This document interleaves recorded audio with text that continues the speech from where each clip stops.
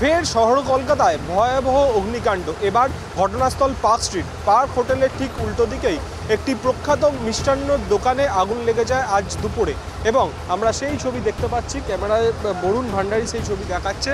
দমকলের আধিকারিকরা দ্রুত এসে আগুন নিয়ন্ত্রণে নিয়ে আসার কাজ করেন।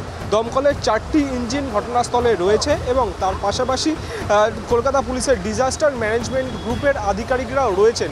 ইতিমধ্যে তারা আগুন নিয়ন্ত্রণে নিয়ে এসেছেন এবং তার পাশাপাশি এখন কুলিং ডাউন প্রসেস চালাচ্ছেন। এই ঘটনায় কেউ আহত হয়নি, তেমনটাই কিন্তু জানাচ্ছেন দমকল আধিকারিকরা।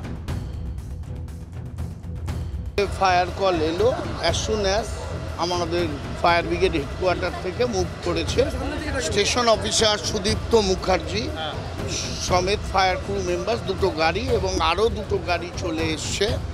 তো এর মধ্যে ফায়ারটার ভিসিনিটি স্মোকে ভরা ছিল।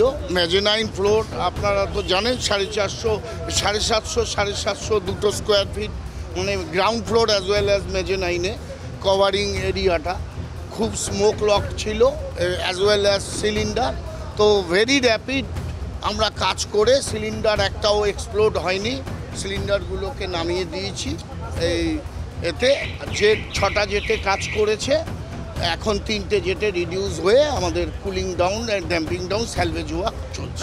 তবে কিভাবে এই আগুন লাগলো সেটা কিন্তু খতিয়ে দেখার কাজ করবে দমকল আধিকারিকরা, তেমনটাই জানানো হচ্ছে দমকলের তরফে। ক্যামেরায় বরুণ ভান্ডারীর সঙ্গে অভ্রদীপ দাসের report, drive TV Bangla, Kolkata.